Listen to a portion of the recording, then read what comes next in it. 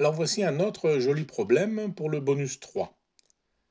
Comment doit-on placer le triangle ABC sur cette figure, chaque point étant sur son propre cercle, l'un des trois cercles concentriques, pour maximiser le périmètre du triangle? Eh bien, si vous avez suivi les vignettes précédentes, c'est-à-dire vraiment engrammé leur leçon, vous pouvez résoudre ce problème uniquement avec les bases acquises en géométrie.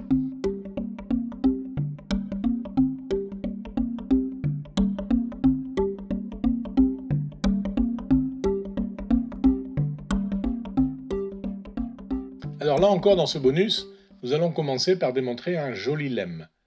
Dans une ellipse, la normale de la courbe, c'est-à-dire la perpendiculaire à la tangente, est la bisectrice de l'angle formé avec les deux foyers.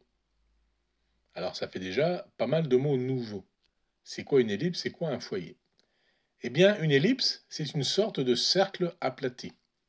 Et la caractéristique d'une ellipse, c'est que la somme des distances d'un point M quelconque vers les foyers de l'ellipse, les deux points là, eh bien cette somme est constante, où que soit le point M. Alors prolongeons le segment F1M pour former le segment MN de même longueur que MF2 et traçons la bisectrice de l'angle F2MN. Notons petit alpha les deux demi-angles ainsi formés et l'angle opposé ici vaut également alpha. Prenons maintenant un point P quelconque sur la bisectrice différente de M.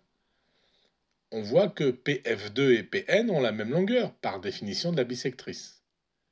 On a donc PF1 plus PF2 qui est égal à PF1 plus PN. Mais c'est donc plus grand que F1M plus Mn, car la ligne droite est toujours plus courte.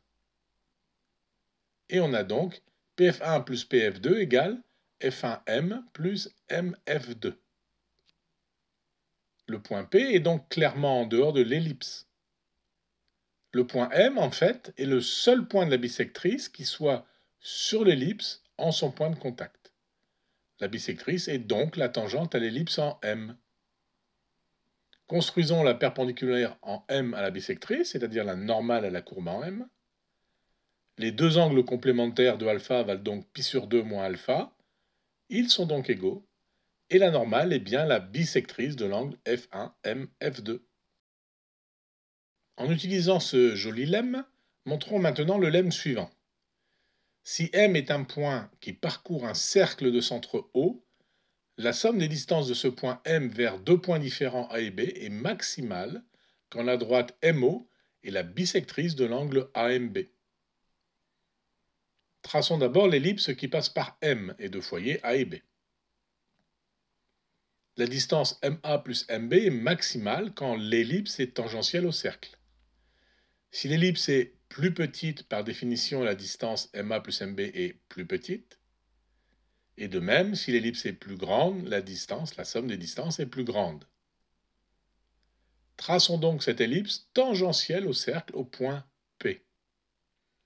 D'après le lemme précédent, la bisectrice en P de AMB est la normale à l'ellipse, donc la normale au cercle, car les deux courbes sont tangentielles, donc ont les mêmes normales. Or, la normale du cercle, c'est simplement la droite qui va du point au centre du cercle. Et donc, AM plus MB est maximale quand la droite MO est la bisectrice de l'angle AMB. Alors, si nous revenons maintenant à notre problème initial, on voit que la solution pour le périmètre maximal sera celle où les droites d'un sommet au centre des cercles sont toutes des bisectrices de leur angle respectif. Alors de là, on peut faire le calcul pour obtenir le périmètre maximal exact en fonction des rayons R1, R2 et R3 des trois cercles. Et c'est tout? Il est où le résultat? Je vois, monsieur Pacalou s'essape. Pas du tout, ma petite Smarty.